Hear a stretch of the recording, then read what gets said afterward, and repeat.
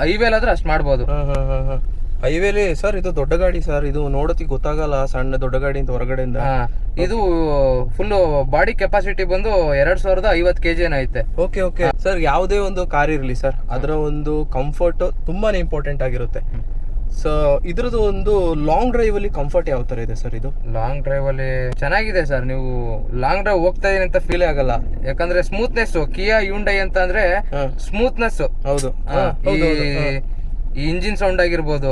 ಇವಾಗ ನೋಡ್ರಿ, ಇವಾಗ ನಿಮಗೆ ಗಾಡಿ ಸ್ಟಾರ್ಟ್ ಆಗೈತೆ ಅಂತ ಗೊತ್ತೇ ಆಗಲ್ಲ, ಗೊತ್ತೇ ಆಗ್ತಿಲ್ಲ. ಇವಾಗ ನೀವು ಹೈವೇಲೆಲ್ಲ ಹೋದ್ರೆ ಏನ್ ಫೀಲ್ ಆಗುತ್ತೆ ಅಂದ್ರೆ, ನಾನು ಯಾವ್ದೋ ದೊಡ್ಡ ಗಾಡಿಲಿ ಕುತ್ಕೊಂಡು ಹೋಗ್ತಾ ಇದೀನಿ, ಈ ಬೆಂಜು BMW ಆತರ ದೊಡ್ಡ ಗಾಡಿಲಿ ಕುತ್ಕೊಂಡು ಹೋಗ್ತಾ ಇದೀನಿ ಫೀಲ್ ಆಗುತ್ತೆ. ಏನ್ ಆತರ ಏನಿಲ್ಲ ಸರ್, ಚೆನ್ನಾಗಿದೆ ಗಾಡಿ. ಇಷ್ಟಾಗಿ ಬರೋದು 5 ಗೇರ್. ಇದ್ರಲ್ಲಿ 6+1 ಅಲ್ಲ, 6+1 ರಿವರ್ಸ್. ಓಕೆ, ಇದು ಇನೋವಾ ಕೂಡ 5 ಗೇರ್ ಬರೋದು. ಹೌದು, ಇದಕ್ಕೆ 1 ಗೇರ್ ಜಾಸ್ತಿ ಇದೆ. ಸೊ ಕಂಫರ್ಟೇಬಲ್ ಎಲ್ಲ ಸೂಪರ್. ಹಾ ಸರ್, ಚೆನ್ನಾಗಿದೆ. ಮತ್ತೆ ಫ್ಯೂಚರ್ಗಳು ಅಷ್ಟೇ, ಕಂಟ್ರೋಲ್ ಇದೆ, ಹಿಲ್ ಅಸಿಸ್ಟೆಂಟ್ ಇದೆ, ಸೂಪರ್ ಸರ್. ಈಗ ಫ್ಯಾಮಿಲಿ, ನಾರ್ಮಲ್ ಫ್ಯಾಮಿಲಿ ಯೂಸ್ಗೆ ತಗೋಬಹುದು ಸರ್? ತಗೊಬಹುದು ಸರ್, ಆರಾಮಾಗಿ ತಗೋಬಹುದು ಸರ್. ಇದ್ರದ್ದು ರಫ್ ರೋಡ್ ಅಲ್ಲಿ ಏನು ಅಂತಂದ್ರೆ, ಈಗ ಈ ತರ ಟಾರ್ಮ್ಯಾಟ್ ಇಲ್ದೇ ಇರೋ ರೋಡ್ ಅಲ್ಲಿ ಇದ್ರ ಒಂದು ಪರ್ಫಾರ್ಮೆನ್ಸ್ ಯಾವ ತರ ಇದೆ? ಪರ್ಫಾರ್ಮೆನ್ಸ್ ಅಂದ್ರೆ ಅದೇ ಸರ್, ಇವಾಗ ನೀವು ಹೆಂಗ್ ಓಡಿಸ್ತೀರಾ ಅದ್ರ ಮೇಲೆ ಡಿಪೆಂಡ್ ಆಗುತ್ತೆ. ಇವಾಗ ಸ್ಮೂತ್ ಆಗಿ ಹೋದ್ರೆ ಒಟ್ನಲ್ಲಿ ಇವಾಗ